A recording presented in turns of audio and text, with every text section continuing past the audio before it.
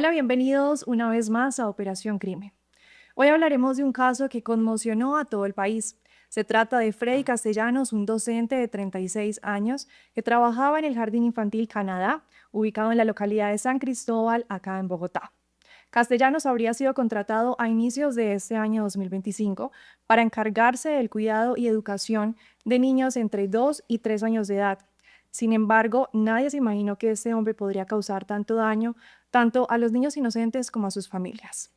Le damos la bienvenida hoy a Paula, Catherine, Margie, madres afectadas de este jardín y obviamente pues con la compañía de nuestro doctor Belisario. ¿Cómo están? Buenas tardes, muchísimas gracias por el espacio, la oportunidad. Ujú. Doctor Belisario, ¿cómo está? Muy bien, Valentina. Em, Tú y yo no dejamos de sorprendernos con esto que ocurre en el día a día, ¿no? Las víctimas cada vez más jóvenes, cada vez más vulnerables, cada vez en algún estado especial, como hace poco cuando tú y yo hablábamos y analizábamos acá con uno de nuestros invitados, precisamente una víctima que tenía una situación de discapacidad.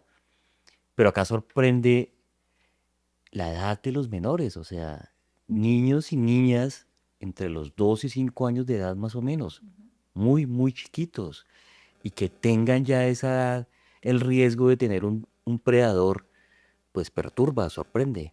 Así es. Quisiéramos empezar a que nos cuenten pues cómo empezó todo. Bueno, pues en el caso del niño mío, es más o menos el 31 de marzo, me llaman y me escriben, me dicen que recoja al niño que porque el niño pues, se siente indispuesto y que no quiere comer, que está lloroncito. Entonces, como yo me encuentro trabajando, mi hijo, el de 14 años, va y lo recoge. Entonces se fue y lo recogió, entonces yo le dije, papi, vaya, recoja a su hermano porque pues que está como malito.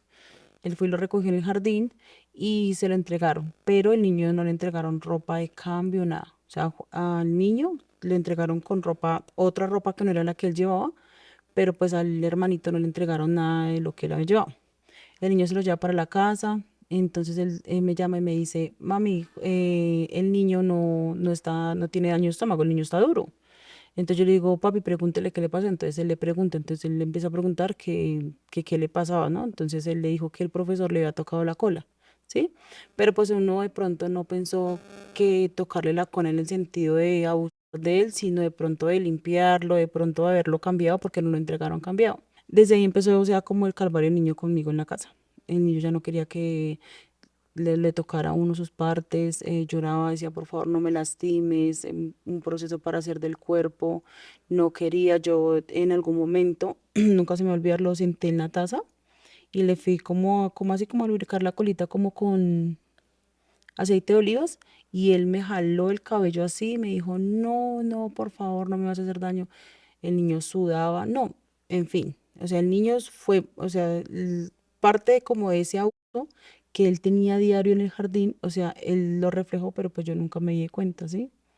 Y es como de pronto como pues yo sé que no fue mi culpa, pero o sea, hoy en día me siento impotente porque sé que de pronto pude haber hecho algo por él y obviamente por salvar pues los demás niños, porque es que han sido, hasta el momento van 11 niños sin saber, los niños que no puedan hablar, los niños que no puedan expresarse, ¿sí? Porque pues mi hijo ya habla, las otras niñas hablan, los otros niños más o menos cuentan, pero los niños que no hablan. Entonces, bueno, ya pasa así, yo llevo al niño por urgencias el 28 de abril, lo ingresan por urgencias, pues porque pienso que es el estreñimiento. El niño duró hospitalizado el 26, perdón, 26, 27 y 28. Salimos el 28 del hospital. Al niño le practican un enema, que es un lavado que para limpiarle, porque pues tenía mucho popó acumulada, porque él no, o sea, él le daban ganas de hacer el cuerpo, pero no quería, de pensar de que le dolía. El cambio de ánimo del niño, decaído, habían días que comía, habían días que no.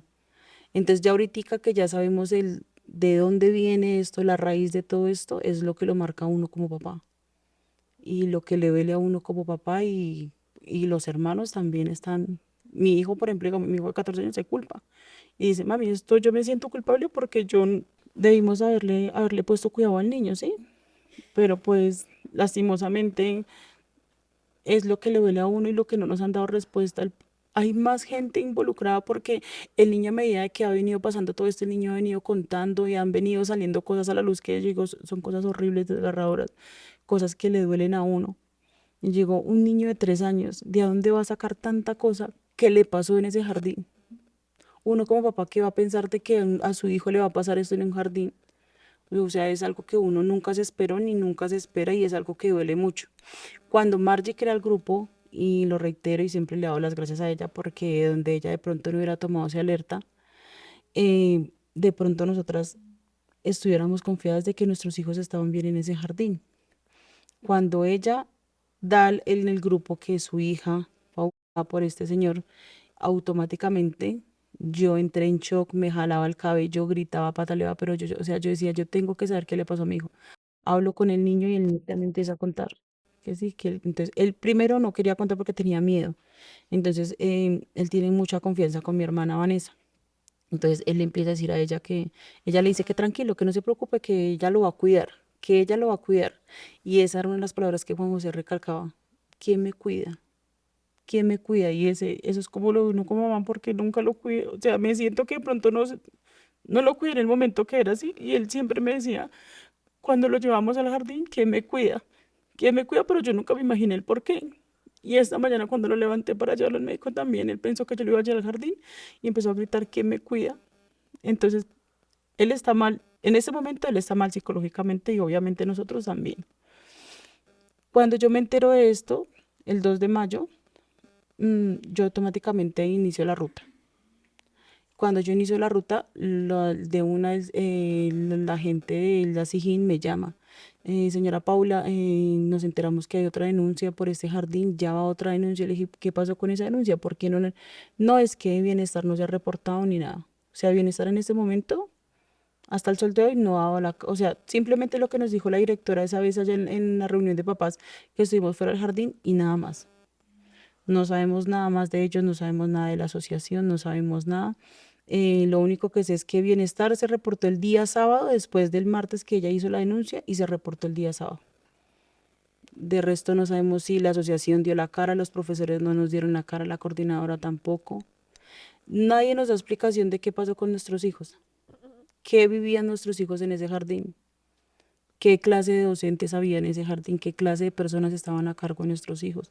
Porque yo digo, hombre, es un jardín, no es tan grande, ¿cómo no se van a dar de cuenta cuando un niño pide ayuda? Así es. Catherine, ya continuamos contigo. Doctor, pues Paula ahorita hace que el niño le dijo que quién lo iba a cuidar en el jardín, ¿verdad? ¿Cuáles serían las señales que los padres pueden tener en estos casos? Mira, Valentina, y lo que tú preguntas es bien interesante y sobre todo por lo que está relatando Paula.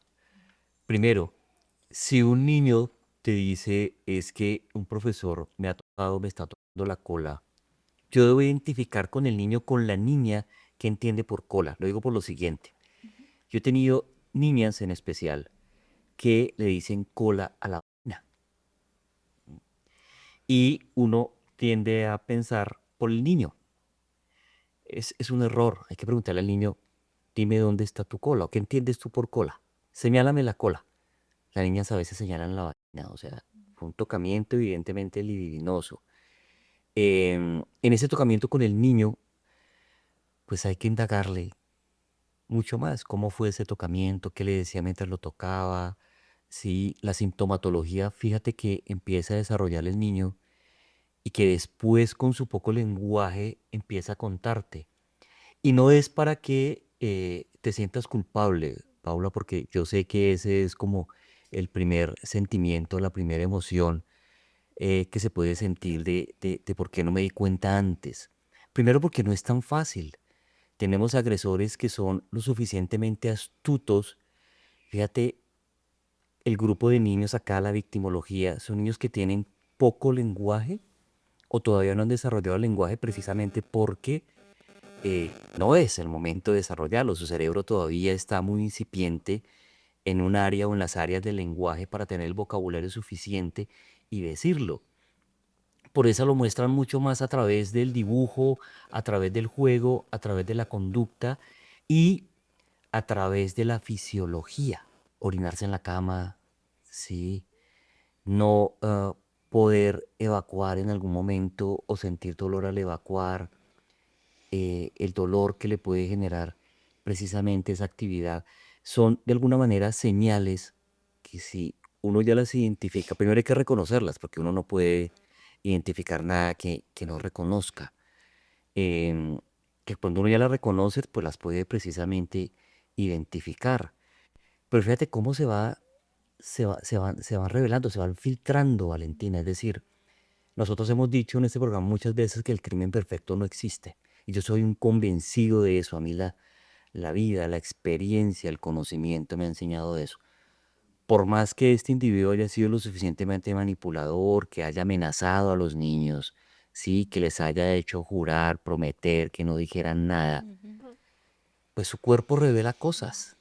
¿Sí? Y con su poco lenguaje empieza a ver esa revelación. Ok, Los secretos. sí.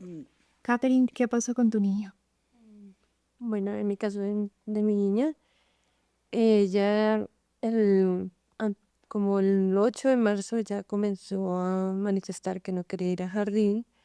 Ella comenzaba a llorar mucho, lloraba mucho y un día el 11 de marzo que yo le hice un video porque me entró una angustia, ella comenzó a llorar que por favor no la llevara al jardín, que el jardín no le gustaba. Ella lloraba mucho y cuando yo la llevaba al jardín, ella se me colgaba a mí y no quería que la dejara. Y las profesoras para ingresar a la niña me la quitaban y ella así decía que no quería ir al jardín. Un día ella también o sea, cuando uno les decía, vamos al jardín, decía, jardín no, por favor, jardín no. Y uno le preguntaba, ¿los niños te pegan? Y ella decía, no, niños no. Pero yo nunca le pregunté por el profe. Entonces, pues así siguió y ella y yo la llevaba obligada al jardín. Días porque uno trabajaba así. Entonces, también uno dice, no le puse cuidado a tiempo. Ya después de que ya llegó el mensaje de Marty, un WhatsApp que ella hizo, y dijo esas palabras. Cuando yo fui y le pregunté a la niña, le dije, mami, le comencé a preguntar primero por el día que qué había hecho, que se había jugado. Y ella decía, no, mamá, que no había jugado. Y después, sí, mamá, jugué con los niños. Y yo le dije, ¿qué hiciste con el profe? ¿El profe qué hizo? Ah, el profe echaste y coge, le hacía a uno. Y yo le dije, ¿eso te hacía el profe? Sí, mamá. Y yo dije, ¿qué más te hizo el profe? El profe, chi, chi, chi. Y yo le dije, ¿el profe te tocaba? Uy, ¿eso por qué? Y dice, uy, feo, o sea. Y yo le dije, ahí fue cuando yo ya me fui el día, yo no me pude ir el día viernes, que cuando nos enteramos para el médico, sino me tocó ir el día sábado porque yo tengo otras dos niñas grandecitas y no pude dejar solas. Entonces el día sábado en la mañana me fui y ahí comenzamos a hacer lo de la alerta, La ruta blanca. la ruta blanca. Entonces, pues ahí ya fue cuando uno se enteró de todo esto. Pero mi hija sí manifestó, ella no, ella sí decía que no quería ir al jardín. Y cuando ya le pregunté fue que ella me manifestó que el profe le daba besos, que la tocó. Ok, el código blanco, doctor, ¿qué es para las personas que nos están viendo y no saben? Ok, código blanco es una alerta y ruta de atención cuando se sospecha de un delito sexual, en especial contra niños, niñas y adolescentes. ¿Sí? Entonces, varias entidades deben comenzar la ruta del código blanco. Puede ser un hospital, una clínica del nivel que sea, un colegio, ¿sí? Alguna institución ICBF que tenga de plano conocimiento de un presunto abuso sexual y pues tiene unas indicaciones.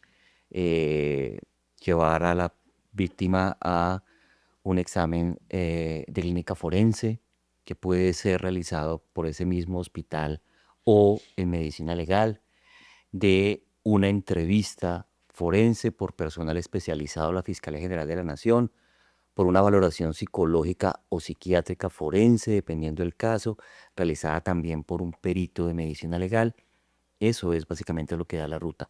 Un restablecimiento de derechos para el menor, porque hay que establecer en qué circunstancias estaba el menor de vulnerabilidad al momento en que presuntamente ocurrieron los hechos.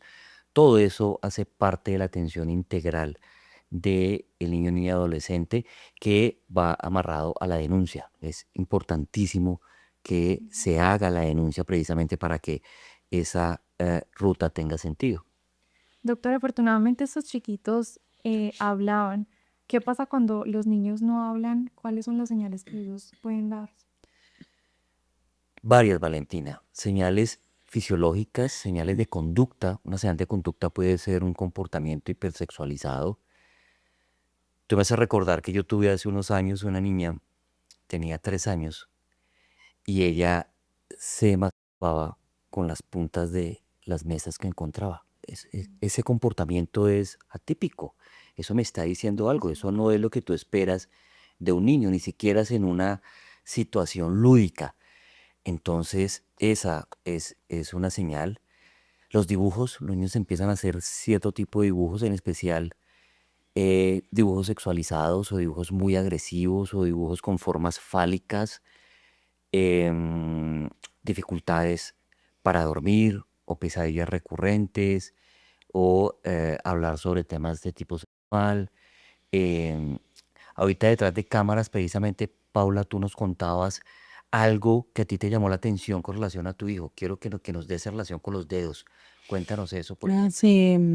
Hace unos días le estaba yo acariciando la cara al niño, estábamos acostados y le acariciaba yo la cara al niño y él me toma este dedo y se lo mete a la boca y empieza o sea, a chupar el dedo.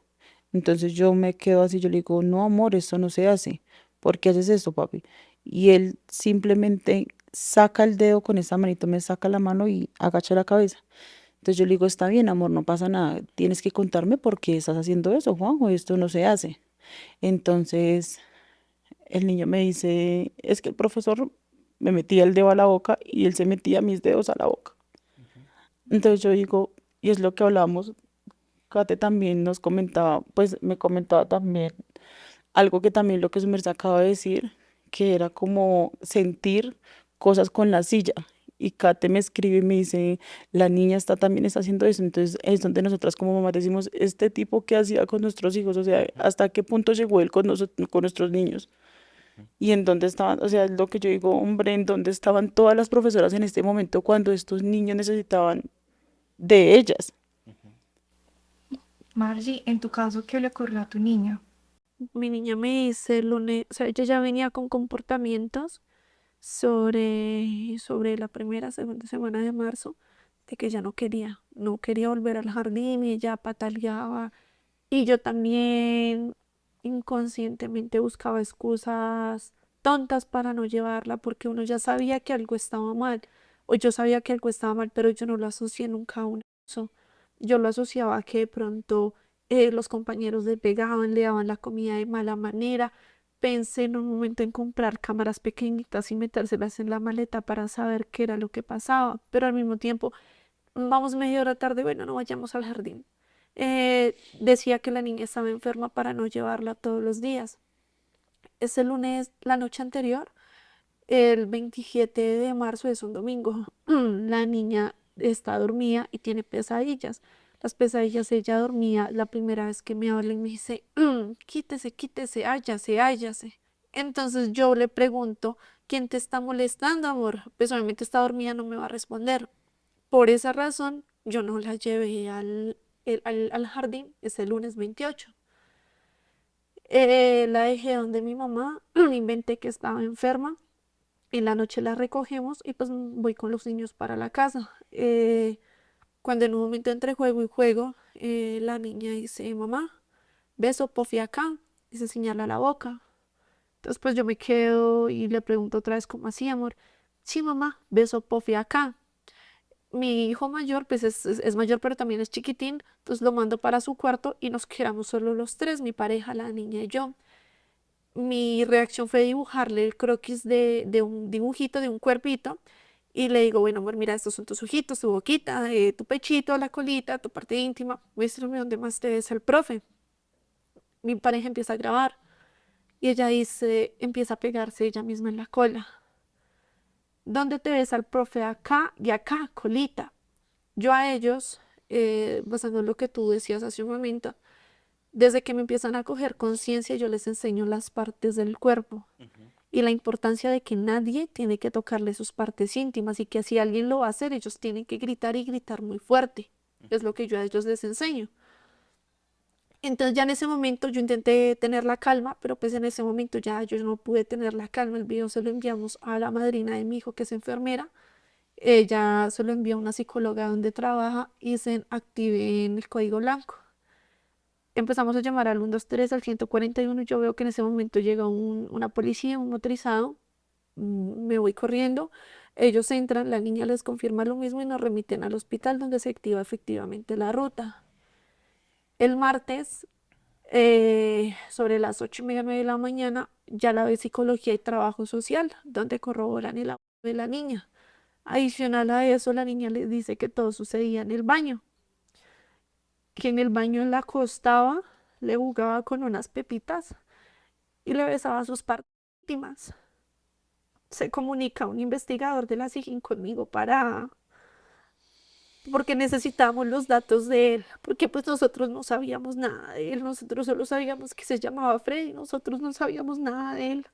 Yo le dije que yo iba al jardín a solicitar los datos. Esperé que fueran como las 4:15, 4:20, la hora de la salida, porque yo reconozco que yo voy alterada. No me querían brindar los datos, no querían nada. Y cuando yo lo veo, que ya después de que se interviene, de que me dan los datos, él me sale del jardín, él me ve y arranca a correr. ¿Por qué arranca a correr?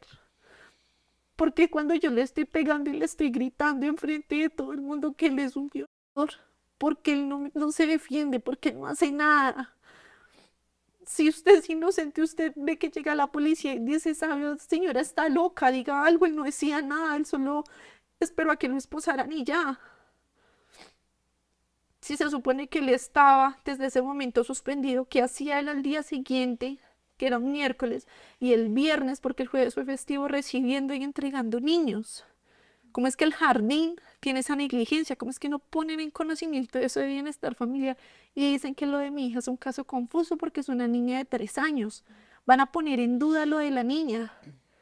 ¿Cómo es que cuando Paula también les dice, sigue siendo un caso confuso? O sea, ya habían 3 niños en ese momento y sigue siendo un caso confuso porque nadie nos dio una explicación. Los niños siguen y siguen hablando y de pronto los niños, ahorita que no están yendo, siguen soltando más cosas. Eso yo creo que traumático y frustrante para uno, no saber uno cómo hacer, porque ellos en medio de la inocencia no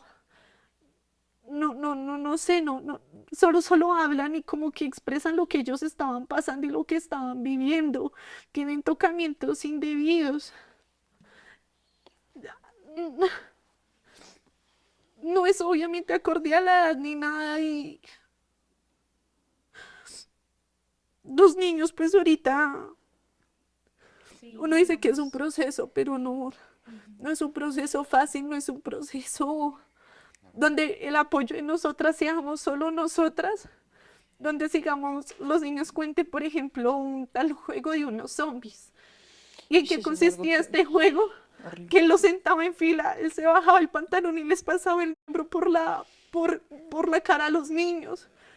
Que los niños los está viendo el psicólogo de la EPS y tienen secretos. Mi hija dice que no dice el secreto porque el profe pone a hacer al papá. O sea, la niña no habla porque tiene miedo que le hagan daño al papá. ¿Y cuánto daño le hizo él a la niña? O sea, eso no tiene nombre.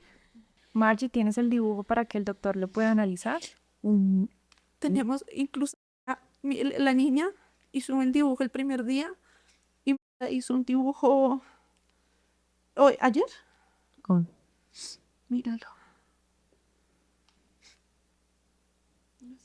Antes de que me muestres el dibujo, y Valentina, quiero que con lo que uno siente al escuchar Duele. estos relatos de la mamá, claro, de lo que impacta, quiero que entendamos varias cosas. Y la primera es, estos crímenes ocurren a puerta cerrada, en silencio. Por eso fíjense que el contexto preferido de este presunto agresor, y debo decir presunto porque él debe pasar por un juicio y en caso tal recibir un fallo que puede ser condenatorio o absolutorio. Yo no soy el juez, por eso presumo y porque además la presunción pues también es un derecho. Este presunto agresor usaba ese contexto del baño. Algo que me llama muchísimo la atención y que también perturba es que en lo que la experiencia le ha enseñado a uno, pues se encuentra muy pocos casos, o sea, esta mano me alcanza para contarlos en lo que yo he conocido mucho, mucho, mucho. Yo hace poco en un estrado judicial precisamente daba cuenta de que al menos 1.200 casos de delito sexual. Y son muy pocos los que abusan a la vez de niños y niñas. Pero acá es entendible, Valentina, precisamente, primero por el contexto que tiene. Hay niños y niñas muy chiquitos, con poca capacidad de lenguaje para comunicar, pero fíjese que así se tenga poca capacidad de lenguaje, hay dos cosas. Primero, los niños ya reconocen, ya traen conciencia moral. Es decir, un niño o una niña ya sabe qué es correcto, qué es incorrecto, qué está bien y qué no está tan bien. Que no. Y en especial cuando, como tú lo hiciste de mamá, le enseñaste o le dijiste primero, debes cuidar tus partes íntimas, nadie las puede tocar. ¿M? Eso ya empieza a generar también en el niño o en la niña, en tu caso, una prevención y facilita la revelación. No podemos esperar que haya testigos, no los hay. Son delitos que ocurren a puerta cerrada, con mucha intimidad. Me sorprende y me parece también perturbador eso que este individuo presuntamente hacía de sacar su viril y mostrárselo a unos niños muy chiquitos y hacer que el secreto esté. Son muy hábiles en generar vínculos o pactos de secreto. Por lo general esos pactos del secreto están acompañados de amenaza.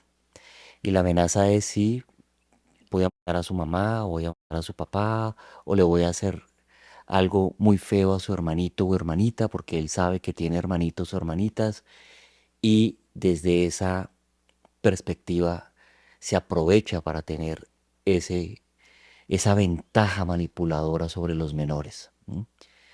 Déjame ver el dibujo, por favor.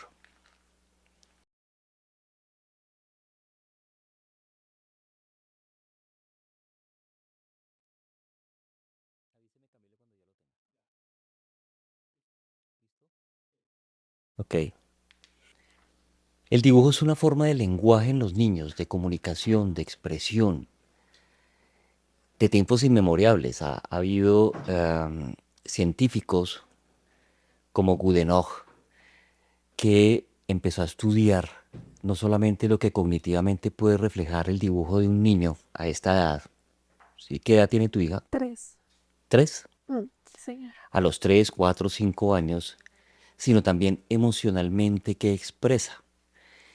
Y en el dibujo se ve unos realces especiales que la niña hace en sus ojos, porque es el reflejo de ellos cuando dibujan, en la boca y en su zona íntima.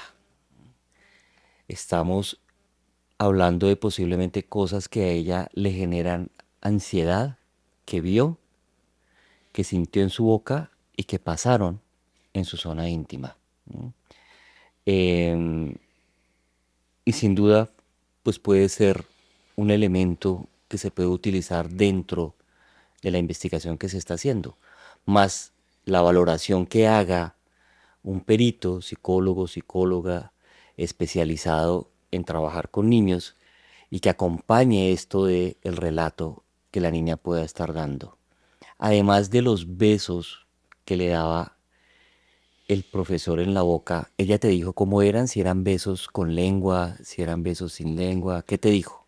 Ella coge y hacen así, súper. Y ella dice que le hacía así, por debajo del pantalón le hacía así, en su partecita íntima. Y que ella gritaba y hacía "¡Ah!". Ujú. ¿Te dijo lo que el profesor le decía cuando le hacía eso? No, ella solo me decía que el profesor y hace esta señal, que los quiere mucho, Juan José dijo que a él le gustaba el que él los quiere mucho. Y que ella gritaba que cuando él le hacía así, en la parte íntima, que ella gritaba y hacía "Ah". ¿Hay algo similar en lo que tu hija te llegó a mencionar con lo que menciona Margie, ella que le pasó, Margin? mi hija, no, solo pues ella dice que el profe la besaba y la tocaba. Te le preguntaba dónde le daba besos y le mostraba la cara, la columna, la tocaba el cuerpo. ¿Los besos eran también en la boca? Sí, ella cuando hace, lo coge a uno y le hace, y llega a la boca, hace, y así. Ujú. Fíjate que hay, Valentina, en el modus operandi de los abusadores, eh, ciertas cosas que son comunes. El dar besos de cierta manera, los tocamientos en las partes íntimas, algunas verbalizaciones que le dicen a los niños, ¿sí? Algunos gestos, como los que una de nuestras mamás estaba mostrándonos, esa ambivalencia en el mensaje, ¿sí? Como decirle que esto no es nada malo, sino que lo hace como un gesto de amor, como un gesto de cariño, o en otros casos, bajo la amenaza de que no revele. Pero resulta ser dentro de ese modus operandi una constante en la forma como los abusadores abordan y hacen lo que hacen con los niños y niñas. Doctor, ¿qué pasa en el cerebro de estos niños que no están listos, preparados para sentir estas cosas? Valentina, pues sin lugar a dudas los impacta y genera algo que la ciencia y la experiencia ya ha mencionado hasta el cansancio y es el estrés postraumático. Y fíjate que ya venía dándose, sino que pues ustedes no son mamás ni tenían por qué serlo lo suficientemente preparadas para saber sobre sintomatología, para saber, por ejemplo, que esa reticencia al entrar al colegio era un síntoma, que eso de que la niña no se sintiera bien en el colegio era un síntoma, y no era de pronto de bullying, como se creía, sino de algo mucho más fuerte, mucho más perverso, que claro, la cabeza de una mamá, de un papá, pues es lo último que imagina, ¿sí? Yo no llevo a mi hijo a un jardín pensando que me lo devuelvan abusado sexualmente, agredido sexualmente, menos de esta manera.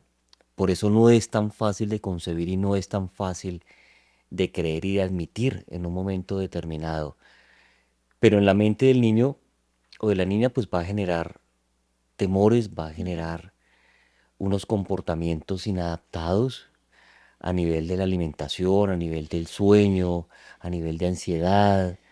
Em, si regresa al jardín, esto le va a generar fuerte temor, porque lo que hace es reexperimentar aquello que ya le pasó, así no vea a su agresor, a su presunto agresor, puede hacerlo con otro profesor. eh, estas situaciones van precisamente a lastimar la psiquis del niño. Por eso es muy importante que sus niños, sus niñas estén en este momento con acompañamiento psicológico, psicosocial, con psiquiatría infantil, si es el caso, con neuropsicología, si es el caso, para que precisamente pueda trabajar el impacto que todo esto le ha generado a sus niños y a sus niñas. ¿Ustedes conocieron a Freddy?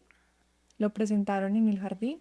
No, nunca lo presentaron. Él llegó, un día llegó mi hija, me dijo, mami, el niño tiene profesor. Y yo le dije, ¿cómo así que un profesor hombre? Me dijo, sí, hay profesor hombre. Y yo le dije, no, pero ¿por qué? O sea, usted pregunta a uno, ¿por qué hombre?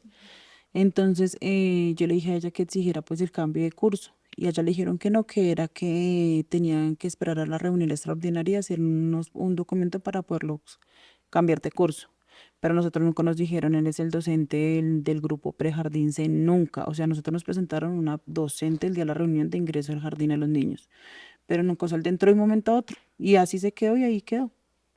Incluso cuando Margie puso la denuncia, él seguía asistiendo al jardín. Entonces Como es si nada. exactamente, entonces es lo que nosotras decimos como papá y como uno como persona, porque eso, porque él sigue yendo sabiendo que el día antes fue una mamá a presentar una denuncia sexual contra él y le van a decir que no. Cuando me llamó la coordinadora también me dice, ay, es que cómo estaba mi hijo. Yo le dije, ¿usted cómo sabe cómo está mi hijo? ¿Usted por qué me está preguntando? O sea, ¿usted sabe algo que le pasó a mi hijo? Ella se queda callada, entonces obviamente yo fui grosera con ella y yo le dije a ella que me dijera qué era lo que estaba pasando, porque ellos encubrían a él. Ay, lo que pasa es que es algo que pues todavía no está, o sea, como que esto no, lo que están diciendo los niños es mentira. Yo le dije, van 3 niños y usted me está diciendo que lo que él hizo con los niños es mentira. O sea, los 3 niños se reunieron en el jardín y dijeron entonces que iban a decir que el profesor los usó porque ustedes, porque son ellos. Entonces yo le dije, no le encubran más, no encubran más a ese man. Bueno, yo le dije palabras groseras y ella se quedó todo el tiempo callada. Nunca me dijo nada. Me dijo, ay, entonces yo quedo atenta a cualquier cosa para hacer. Yo le dije, yo no quiero volver a hacer nada de ustedes, nada. Y cuando fuimos a lo de la reunión, tampoco, ¿cierto? Nunca nos dieron la cara, nunca. Se quedaron todas abajo, nunca subieron a darnos una explicación, nada. O sea, entonces, ¿qué le da a pensar a uno? Hay complicidad, totalmente. Totalmente complicidad, porque, o sea, lo que los niños ya han empezado a ir contando y hay niños que cuentan unas cosas devastadoras, que hay mamás que también uno dice, nos duele realmente lo que le pasó a todos nuestros niños, porque no solamente mi hijo, obviamente me duele y me está carcomiendo como mamá, pero también las miro a ellas y yo digo, hombre, esto es muy duro. Y estoy en los zapatos de ellas y esto es algo que hay mamás que cuentan cosas horribles. Por ejemplo, digámoslo de los niños, lo que el niño contaba el juego de los zombies lo contó otro niño. Entonces uno darse cuenta y usted retomar otra vez, usted, ay, sí, él llegó un día jugando a los zombies, él llegó, ahí es donde uno dice, hombre, sí lo hacía con todos ellos, sí existió todo ese abuso, sí existió todo eso, porque eran comportamientos de nuestros hijos, pero que lo que decimos, o sea, nunca nos imaginamos que en un jardín de bienestar familiar fuera a pasar algo tan atroz como esto, y más con niños tan, como tan vulnerables, ellos son indefensos, ellos, allá estudiaban 2 sobrinos míos, y obviamente mi hijo, y mi hijo, mi sobrino de 2 años también resultó afectado por él y él no controlaba su chichi, también se orinaba, se desnudaba completamente, pero pues nosotros nunca, nunca nos imaginamos, y el niño tiene 2 años, se tocaba sus partes, pero entonces nunca o sea, nunca pensamos de que fuera algo en el jardín. Y la niña que es más grandecita, nosotros le preguntamos a ella, entonces yo le dije, mi hija le dice, cuénteme qué pasó, ella le dice, no, él a mí no me tocó y yo digo no y no, ella muy segura y brava que no. Pero entonces cuando le decimos, ¿y él quién era entonces? Era el profesor de, o sea, él era el profesor de mi hijo, cuenta la niña, y entonces ella le dice, ¿y qué pasaba con él? Yo no sé, yo simplemente escuchaba que él decía, ayuda, ayuda, ayuda. O sea, que mi primo gritaba, ayuda. Entonces dígame uno cómo no se va a sentir impotente, uno quisiera de verdad en este momento uno olvidarse de todo y coger esa, como coger uno justicia con sus propias manos, porque a la final, ¿qué están haciendo con él? Encubriéndolo porque está en una parte en donde no lo han tocado, no han hecho audiencias, no han hecho nada, no han hecho nada, nada contra este caso. No han llamado a asociación, no han llamado a profesores, no han llamado a nadie, entonces esta es la indignación No de han nosotras. llamado No, docentes, nada. nada, Ahora que nosotros nada. seguimos esperando, ellos No piensan, sé el Estado respuesta. piensa que porque nosotras exigíamos y protestábamos para que se le diera orden de captura, las cosas van a quedar acá. Y las cosas no son así, porque si a él le dieron una orden de captura y le imputan cargos, fueron por las 3 denuncias de nosotras que fuimos las Faltan los primeras otros como niños. en darnos cuenta.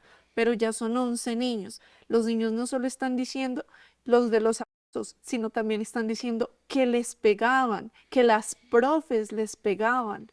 Como si ya hay reportes de psicología, de eso, ¿qué está haciendo el Estado y CBF para poner a esas profesoras, decir, bueno, por lo menos rindan alguna declaratoria? No sé cómo funciona, porque pues la verdad soy ignorante en el tema y me disculpan, pero sí ya hay un reporte de un abusador y unas cómplices, ¿dónde está el resto?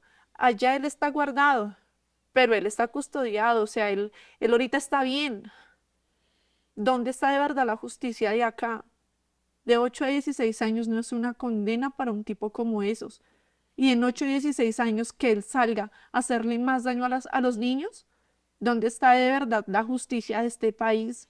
No solo es un niño, son 11 y no solo es de acá. Los dos niños salieron del jardín de San Luis de la Calera, también por este señor hace año y medio. Actualmente los niños tienen 5 años. En ese momento, ¿cuántos tenían? 3. Han salido más casos de abusos en jardines del ICBF. ¿Dónde está de verdad la justicia? Aquí no hay nada. O sea, ellos pensaron que si le damos orden de captura y le imputamos cargos y lo dejamos ahí, todo el mundo, las mamás se van a calmar. No, las mamás no nos vamos a calmar. Las cosas de los niños no se pueden quedar así. Esto no puede ser otro caso impune. Margie, por favor, yo quiero explicarte un poco cómo podría ser ese proceso, ¿sí? Para tal vez desmitificar también pensamientos o creencias de que posiblemente este sea un caso de impunidad. Yo no creo que vaya a ser un caso impune. Evidentemente la justicia toma su tiempo, ¿sí? Porque tiene unas etapas que em, que deben llenarse como tal, que hay que de alguna manera suplir. Y es, ya está imputado, como tú dices, ¿sí? Presuntamente son 11 víctimas, hay que recoger los elementos materiales probatorios de esas víctimas, Ya. ¿sí? Y parte de los elementos materiales probatorios es el testimonio, la comunicación que los niños puedan dar o las niñas acerca de lo que les ocurrió. ¿M? Eso seguramente se debe estar recogiendo. Eh, no creo que hayan testigos o pueda haber testigos oculares de estos hechos en adultos, ¿sí? Y si lo hay, si de pronto algún compañero o compañera de él vio algo, pues este es el momento para que precisamente lo revele. Tiene no solamente la autoridad moral, sino jurídica, en este momento el deber judicial de hacerlo, porque los intereses de los niños son intereses superiores, sus derechos están por encima de los nuestros. Entonces es el momento para que hable si esa persona, ese compañero, compañera, alguien del jardín vio alguna conducta inapropiada del profesor contra los niños y niñas, es el momento para que lo haga y lo diga. Medicina legal, los demás entes que están al tanto, pues están aportando precisamente esos elementos materiales de prueba para que haya una acusación formal. Y yo no creo que esto sea entre 8 y 16 años, yo creo que va a ser mucho más, ¿sí? Evidentemente no una cadena perpetua, como sé que el común de la gente lo pide, lo exige, pero es que entendamos que hasta el momento constitucionalmente no tenemos esa posibilidad. Hay que hacer cambios constitucionales de tratados internacionales incluso para que esa posibilidad de la cadena perpetua se dé. Yo sé que mucha gente desde la emoción, desde la ira, Valentina, que es una emoción que nos gobierna mucho a veces, dice, es que merece la pena capital, merece la pena de muerte. Tampoco, Colombia no es un país que esté adscrito a tener, precisamente por esos tratados internacionales, algo como eso. Pero sí una pena ejemplar. Sí una pena, Margie, donde, mira, así él llegue a admitir lo que llegó a hacerle a tu hija o a alguno de los otros niños, pues no va a tener en ningún momento una rebaja por ese allanamiento a cargos. Eso no va a pasar.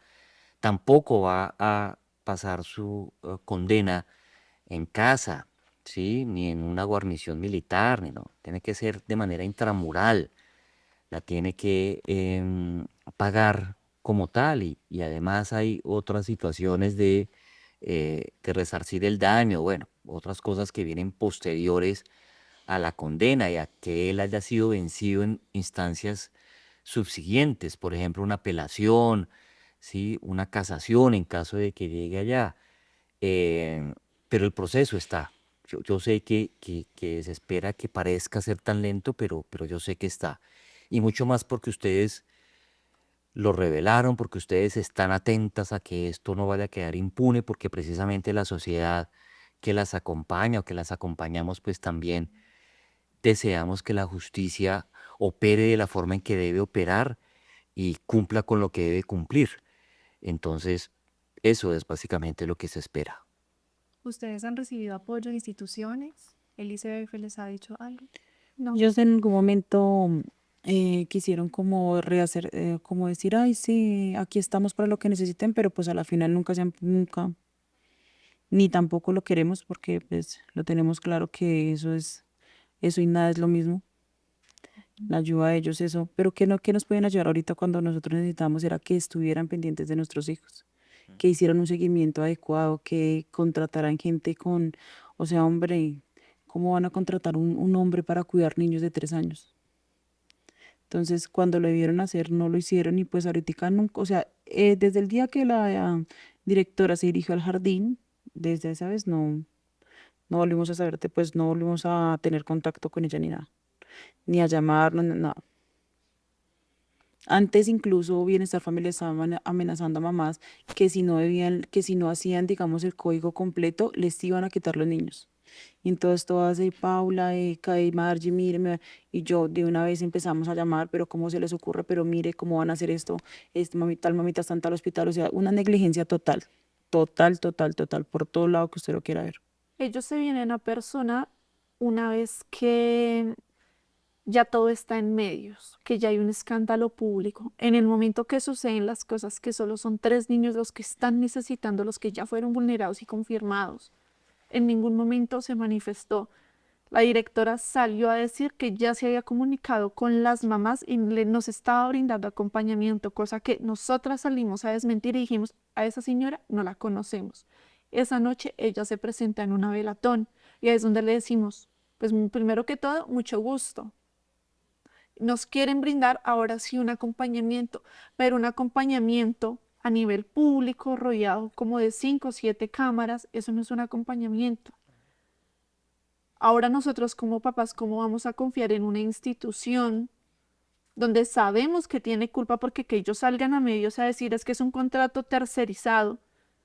Qué pena, pero acá no nos interesa si es un contrato tercerizado. Es un contrato con una institución, con una asociación con el cual ustedes tenían un convenio. Si ustedes no tenían un control sobre la contratación en ese momento, sobre las personas que entran y salen, que le prestan los servicios a ICBF, no es culpa de nosotros. ¿Y quiénes terminaron pagando?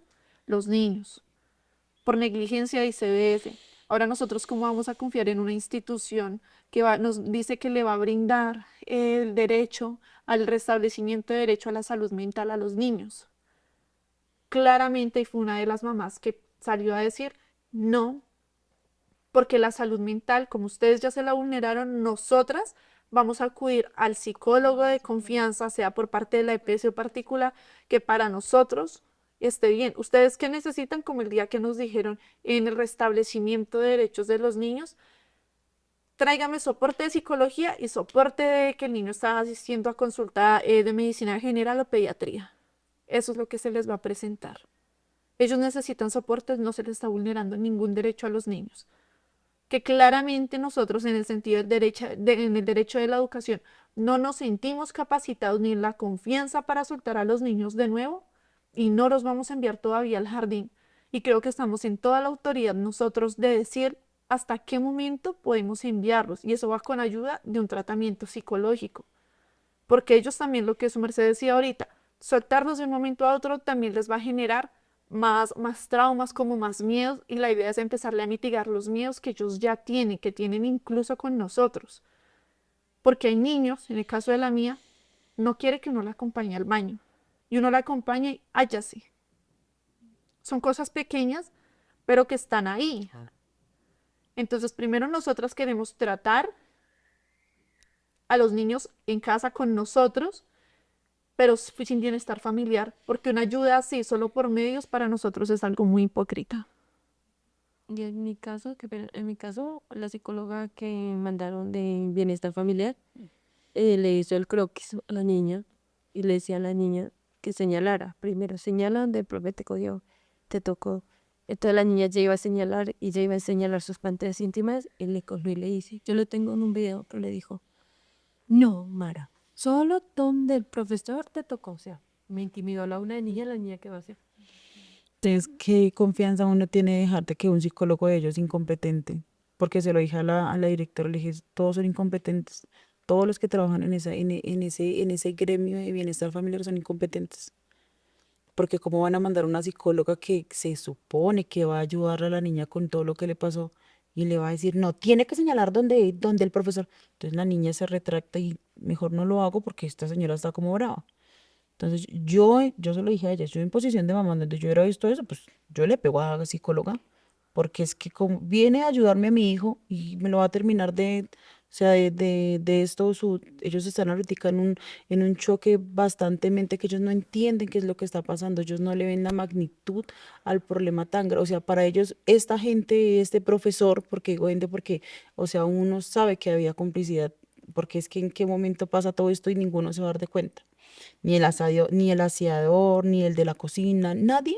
O sea, sí, uno entiende que los niños lloran, pero en cantidad y todo el tiempo, y como pedían ayuda, eso es algo que uno dice, o sea, es algo ilógico y es lo que queremos nosotras, de que esto siga, que nosotros vamos a seguir alzando la voz por lo que pasó con nuestros hijos y por los niños que faltan, porque no solamente fueron nuestros hijos, fueron muchos niños, 11 niños abortados, Y en tan niños poco tiempo. exactamente, en menos de 2 meses, porque en menos de 2 meses este tipo logra hacer tantas cosas con nuestros hijos.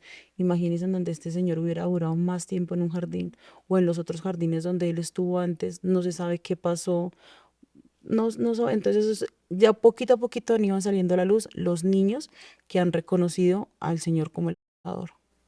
Doctor, ¿qué tipo de secuelas emocionales tienen estos niños? Pues Valentina, ya nos han mencionado varias de las que pueden estar desarrollando. Ahorita te quiero responder cuáles pueden desarrollar a futuro si no se trabaja, pero quiero que comprendamos algo que ellas nos han mostrado, ¿sí? Y es cómo esto mella la confianza en la institución. Y no solamente seguro le está pasando a ella, sino solamente ha pasado con ICBF, que es que ICBF fue creado para proteger a los niños, es la institución en nuestro país encargada de la protección de la niñez. No hay otra llamada a eso. Em, Así como la Policía Nacional a resguardar nuestra seguridad, así como el Ejército y las fuerzas militares a la soberanía nacional. Pero cuando esas instituciones tienen fallos, ocurre eso que ellas nos han expresado hace un momento, y es entendible. ¿M? Eh, y quiero también limitarlas a lo siguiente. Sí, entiendo que no quieran llevar a sus hijos a un psicólogo o psicóloga de bienestar familiar o de una comisaría de familia o de institución similar. Em, pero solas ustedes no pueden. Necesitan un acompañamiento, un apoyo de un psicólogo o psicóloga de su confianza, de la EPS, búsquenlo, pero lo necesitan. Se necesita trabajar en eso, no solamente para la sintomatología que pueden tener en este momento los niños y las niñas, sino a futuro. ¿En qué? En su cognición social, es decir, en el relacionamiento que puedan tener con los adultos en otro jardín o en un colegio donde ellos y ellas deban y tengan que interactuar, porque no pueden aislar al niño ni a la niña. Eso no es una forma de proteger. Nosotros, como humanos, y nuestro cerebro está diseñado para estar en sociedad y para interactuar y para resolver situaciones con los demás. Y el niño, niña y adolescente debe aprender eso independientemente de lo disruptivo que le haya ocurrido. ¿M? Entonces, aislarlo, generarle o alimentarle esos temores no va a generar curación ni solución, ni una forma de superar la situación traumática. Son niños y niñas muy pequeños y eso es una ventaja en relación con que puede haber fácilmente cambio conductual.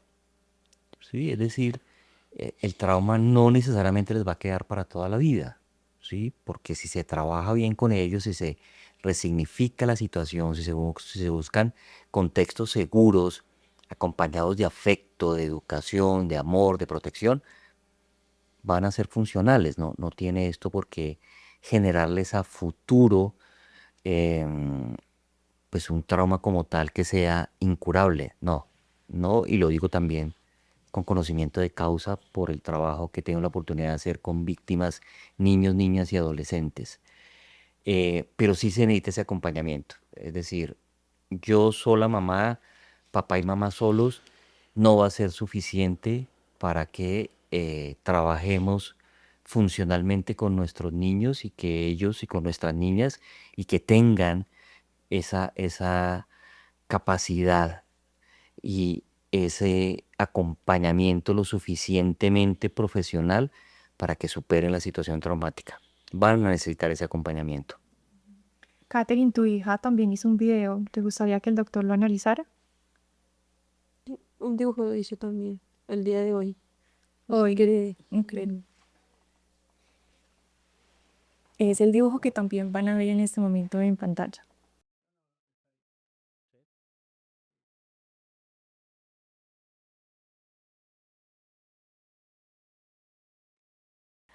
Caterina, antes de hacer cualquier tipo de interpretación del dibujo, le quiero preguntar, tienes una niña, ¿cierto? ¿Qué edad tiene? 3 años. ¿3? ¿Ella orgánicamente está presentando algo? ¿En su cuerpo está mostrando algo? ¿Hay algún síntoma orgánico en ella? No, Pues el de la silla, que ella se sienta. ¿Tiene qué? El de la silla, que ella se sienta y comienza a moverse así. Ok, pero eso es conductual. Me explico, en el control de esfínteres está mostrando algo, en la manera de consumir alimentos está mostrando algo. Pues casi come un poquito y ya no quiere comer más. ¿Es de qué? Ya come un poquito, o sea, no quiere como comer. Pero siempre ha comido muy poquito o de un tiempo para No, acá. del tiempo que ha pasado hacia acá. Ujú, ok. Se ha vuelto irritable Brusca. en su conducta. Uno le dice algo, comienza, no mamá, y viene y le pega a uno así. Ujú. Sí, el dibujo refleja algunos rasgos. Esto no es una, quiero también aclararle, una prueba de certeza, em, pero sí da información sobre lo que el niño puede, la niña en este caso, estar expresando. Y hay algunos elementos de irritabilidad, de preocupación orgánica, como si sintiera que algo internamente le está generando preocupación, ansiedad. ¿Ella tiene hermanos, hermanas? ¿Cuántos? Tiene 2 hermanitas. ¿Una? 2. ¿Dos hermanitos? ¿De qué edad los hermanitos? 13 y 10 años. ¿Con cuál de esos dos hermanos ella la va mejor? Con la hermana mayor. ¿Con el mayor, con el de 13? Es posible que lo esté reflejando aquí en el dibujo y que sea esa figura cercana, importante para ella y en la que necesite apoyo. Por eso les digo que a nivel familiar sí es importante que estén unidos, pero la familia por sí misma no va a ser el apoyo suficiente. Necesitan un apoyo profesional. Si necesitan pediatría, tienen que acudir a pediatría, a neuropsicología, si hay alguna sintomatología que tenga que ver con elementos cognitivos que estén fallando, emocionales, de psicología clínica, de psiquiatría, que necesitan y que ustedes deben aceptar de acompañamiento. Así no sea el ICBF ni una institución similar la que se los proporcione, pero es importante que lo tomen en cuenta. ¿Qué le dirían a la justicia, al ICBF o incluso a familias que de pronto tienen miedo a hablar también? Que cojan valor. Hay mamitas que de pronto en este momento, como la mamita de Santa Inés, que ya salió diciendo que ella al vernos a nosotras marchar y alzar la voz, ella se tomó valor a denunciar el caso del niño, que el profesor también fue, pues abusó de su hijo en ese jardín. Entonces que no tengan miedo y que de verdad nos concienticemos en esto que está pasando con nuestros niños, porque hoy solamente no fue este jardín, sino han habido muchos casos y que están en la impunidad y que bienestar familiar, y ellos lo saben, lo están queriendo tapar todo. Y que nosotras no somos muchas, pero tenemos el valor como mamás para seguir luchando y seguir alzando la voz por nuestros niños y por los niños que nos toque. Y si nos toca unirnos a más mamás, van a contar con nosotras, porque esto no puede parar acá. No, que no se queden calladas, que escuchen a sus hijos, que de una u otra manera los hijos le dicen a uno, no en el lenguaje que uno quiere, pero les dice, y que hablen, que no se quede callada, y que esto no es de vergüenza ni de pena, son situaciones que uno no quisiera que pasaran, pero lamentablemente pasa. Mari. A los papitos que le crían a sus hijos, que a la más mínima sospecha no es que nosotros seamos paranoicos, porque a veces es como lo que uno dice, los sobreprotegemos y somos paranoicos. No. Es preferible que uno sea un papá sobreprotector y estar alerta porque estamos en una sociedad muy dañada. Hay CBF a las demás profesoras que si les queda un poquitico de integridad, hagan justicia. Todos sabemos que ellas saben algo, que la parte de la asociación en ese momento, aseadores, cocineras, profesoras, auxiliares, saben algo. Que se pongan la mano en el corazón, porque la vida es un boomerang. Y si ellas se metieron a trabajar de eso es porque tienen esa vocación. ¿En dónde está la vocación? Los niños ahorita están necesitando los testimonios de ellas. Y CBF, ¿qué le puede decir a una entidad que claramente en vez de proteger a los niños le vulnera los derechos? Nosotras no nos vamos a quedar calladas. Nosotras vamos a seguir protestando, nosotras nos vamos a seguir haciendo escuchar. Las marchas van a seguir, porque acá no es la lucha solo de 11 niños, sino claramente son los niños de todo el país los que están siendo vulnerados. Y no hay una pena ejemplar, acá no hay una condena ejemplar. Y no es una sociedad que que estemos creando para los niños. Repito, es una sociedad muy dañada. Y de una u otra manera toca poner límites, porque son nuestros niños los que están en peligro. A nivel institucional, yo creo que todo eso que ustedes han mostrado hoy, que nos han transmitido en relación con sus hijos, con ustedes que también son víctimas, está mostrando que entidades como ICBF y la tercerización que hacen a través de estos hogares o de estos jardines infantiles, pues necesita una reestructuración urgente y necesita unos filtros de seguridad. Y entonces, dentro de esos filtros de seguridad, pues cabe que a profesores, a todo el personal que vaya a tener contacto con nuestros niños y niñas, en especial cuando son tan chiquitos, pues tengan unos filtros de un estudio de seguridad previo, ¿por qué no de una valoración de polígrafo acompañada también o acompañado de ese estudio de seguridad, de un estudio de antecedentes, inclusive de contravenciones, incluso de información que nos pueda dar qué tan responsable o irresponsable es ese adulto para el cuidado de los niños? O sea, si yo tengo, te voy a poner un ejemplo, un papá que tiene varias denuncias por inasistencia alimentaria, otra por violencia intrafamiliar, pero que además pretende ser un cuidador de niños o de niñas, pues eso me está diciendo algo. No necesariamente tiene que tener un antecedente de delito sexual para que eso me genere una alerta. Puede haber otras informaciones que son importantes y que va a decir, oiga, esta persona no es idónea para estar con los niños, independientemente de que sea hombre o mujer, ¿sí? Porque créame que yo soy hombre, pero jamás por mi cabeza, por ser hombre, se me pasaría hacerle un tocamiento libidinoso a una niña, a un niño.